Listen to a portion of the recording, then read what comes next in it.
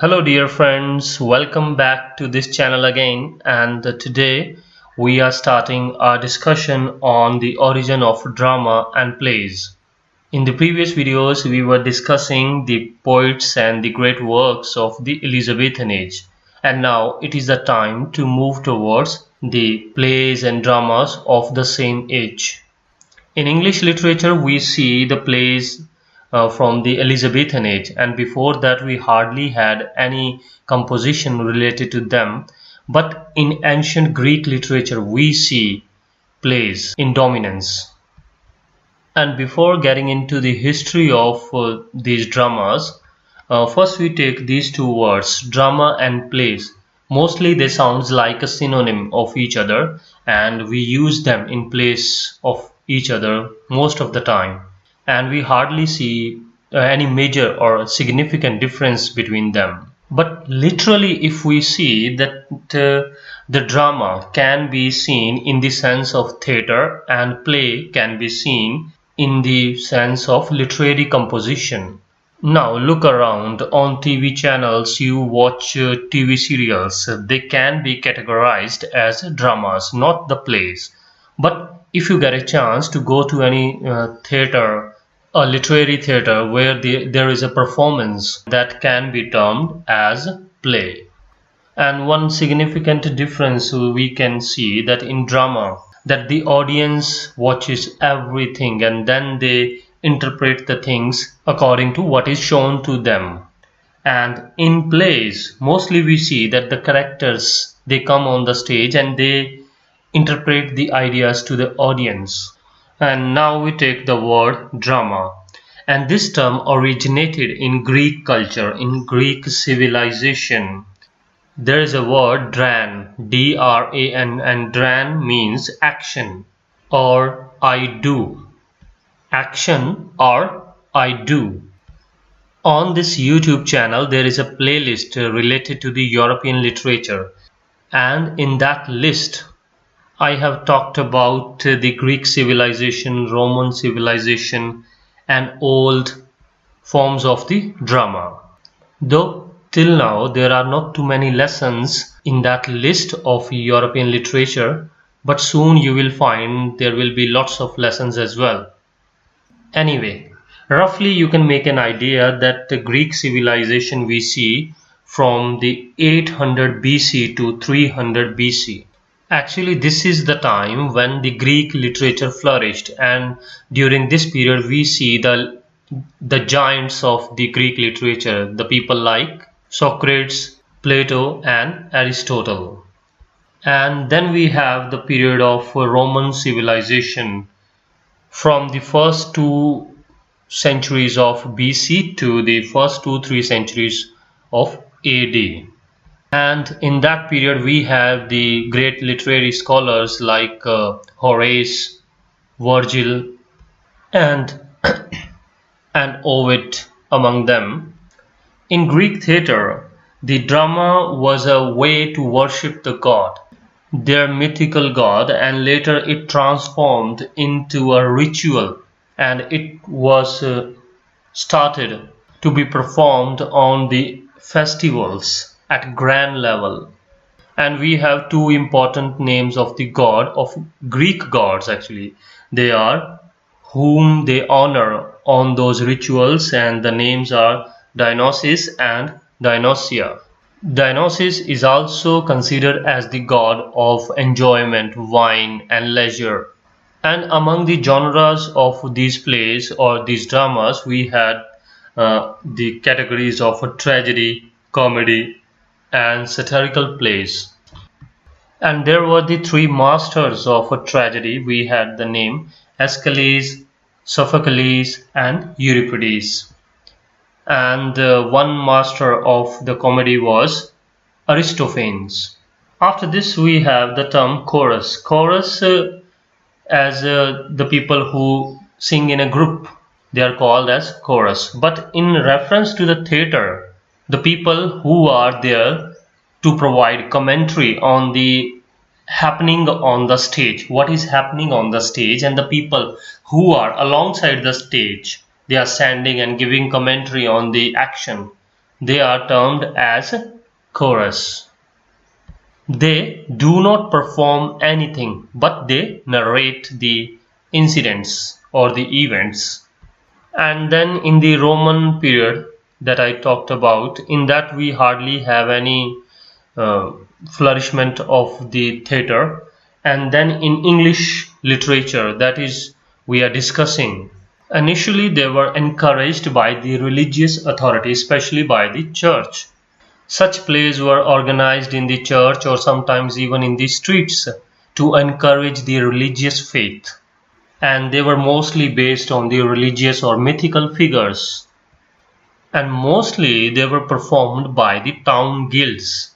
Who the people they are the travelers. They were not staying on one particular location, but rather they were traveling from place to place and performing the plays. Now, as the matter was limited and even the actors were limited as well, so there were not too many variations, and that is why the people started losing interest in such plays. And sometimes even there was the repetition of the same, as we mostly see in the streets. If someone is coming to perform any particular act, then we see that we have already seen this, maybe at the same place, maybe at a different place. So that sort of a repetition encouraged or rather discouraged the interest of the people.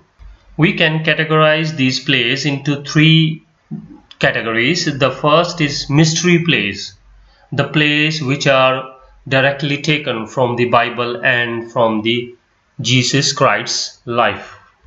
And then we have another category, that is miracle plays, and which are based on the life of the other saints of Christianity mostly.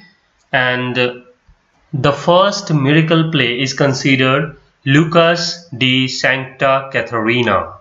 Okay, this name, Lucas de Sancta Catharina. And then we have the morality plays. As the name suggests, the plays which are there to encourage the moral values in the people, especially the religious value. They take stories from the Bible and they use allegories to teach their ideas. And mostly they target the 7 deadly sins as we have in Christianity.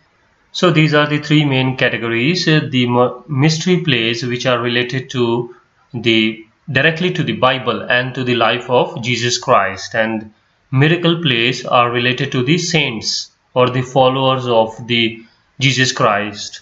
And then we have the morality plays which are there to encourage religious and the values of Christianity among the common people. Now we have one play. The name is Everyman. Everyman play. This play presents an allegorical representation of the everyman on this earth. And in the content we have, as in any religious story, that God sends we people on this earth, and then we people forgot the God, and later then God sent death on this earth to call us back. So now in the play we have Everyman as a character and death also as a character. And then death faces the Everyman and tells him that your journey has ended now. Means the death is saying to Everyman that your time is over, now it is the time to go back to the heaven or hell.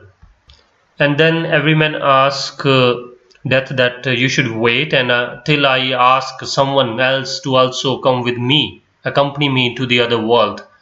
Then death allows him, but warns him as well that you must not persuade anyone or you must not force anyone. If willfully anyone is coming with you to the other world, then welcome, otherwise don't force anyone. And as a result, what we see that his friends and even his personal attributes like beauty and strength, they all denied that they won't go with him, but only his good deeds, they acknowledged that yes, they will go with him to the other world. So through this play they are giving the message that one should do the good deeds only, because these are the things that matter when the time comes to go to the next world. Now before we end this video, two or three more points that you should note down, that there were 4 cycles on which the plays used to be played.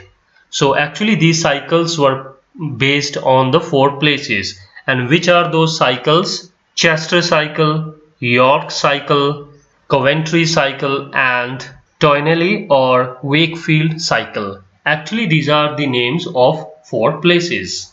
And now we have some questions from this segment. So several questions from the UGC net exams. There are the first question. The mystery plays deals with what? They deals with the life of Christ.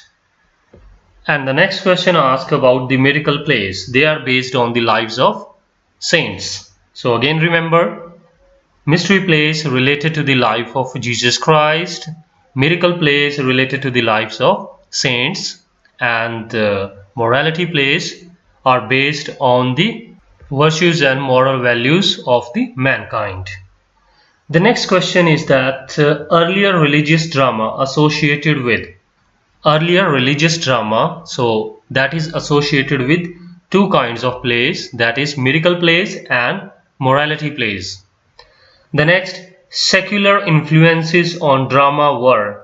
Actually what they are asking, that earlier there were dramas, they were based entirely on the religious things, whether it is the lives of the saints of Christ or even of the moral values. So they were just looking through the glasses of the religion, of the Christianity. And now they are asking that which are the forces which moved the play towards the secularism, means when there is nothing much to talk about the religion but the other things. So these are the village festivals and folk plays, and one more option was there, minstrels. So when the plays were organized in the villages and there were the common people, they were taking part, and there were the folk stories, and there were minstrel. Minstrel means the street singers. So these forces brought the touch of secularism in the plays. The next question, what is the kind of the play Everyman? So we can categorize it in morality plays, and it is considered as the medieval morality play. Medieval means of the Middle Ages, and this period can also be considered as the period of the Middle English, from the Norman conquest of 1066 to the period of the earlier part of the 16th century, that is before the period of Queen Elizabeth. So that is the period of Middle English or Middle Ages. And this play, Everyman, it was also placed in the earlier part of the 16th century, around 1510-15 or so. And the next question is related to the characteristics of the morality play. So what sort of things we see in such plays? So these are allegorical representation of the life of man, his temptation to commit sin and then to seek for his salvation, and then facing the death. With this you can see the entire cycle of the life, means man, he is there, he is now first going for the bad things, means he is tempted by those things, committing sins, and then seeking for the salvation and facing the death. And allegorical means, as a number of a time I use this term, allegorical, allegory. It means when we present something with something other. Like most of the children's story that we teach, they are the allegorical representation of the human behavior, like greedy dog. There the dog is representing the man. If man goes for his greed, then he will lose whatever he has. So that is allegorical representation. And in Everyman, through one character, that is Everyman named as, through one character the entire humanity is presented. So that is allegorical representation. The next question is that mystery and miracle plays are based on. So now try to recall miracle and mystery plays. Mystery plays are based on the life of Jesus Christ, and miracle plays are based on the life of saints. So they are based on the biblical stories. The next question is quite a typical one, that in play Everyman, Which are the characters there as allegorical representation? So we have kindness, strength, fellowship, deeds. They are allegorical representation, but the character Christian it is not the allegorical representation. Christian. Actually, the character Christian, it belongs to the another play, and that is a play written by John Bunyan. Pretty soon we shall discuss this play as well. That is Pilgrim's Progress, published in the year 1678. In that play we see the similar sort of structure. We have a character named Christian, and his journey is shown from the earth to the heaven, and he takes fellow people with him. So there are allegorical representation of human qualities like goodness or evil forces, anger, happiness. For now, if you can remember that John Bunyan has written a work, the name is Pilgrim's Progress, and in that work we have Christian, and Christian is not a character in Everyman. And one last question that is also from Everyman, that which character explains the meaning of Everyman in the play? That is also a typical question, so we have answer to this, that a doctor is a character. There is a character named Doctor, and he explains the meaning of Everyman in the play. So that's all we have for this video. Now just have a quick recap of this video. Initially we discussed the origin of drama or plays and their slight difference, and then we talked about Greek theatre, and the god of theatre is Dionysus and Dionysia, and then we talked about the concept of chorus, the people who provide commentary on the action of the play. And then there are the three major playwrights of the Greek theatre. These are the Sophocles, Aeschylus and Euripides, and the master of comedy we have Aristophanes. And then we have the three categories of the plays, and these are the mystery plays, miracle plays or morality plays, and one morality play that we have Everyman. And you see there are a number of questions that were asked from this play. And towards the end we discuss 4 cycles, and which are those cycles? Chester cycle, York cycle, Wakefield cycle and Coventry cycle, and these are the names of the places. So that's enough for this lesson. It's already getting in the range of 20 minutes, so it's been a long lesson. Have a great day and keep learning English literature with fun.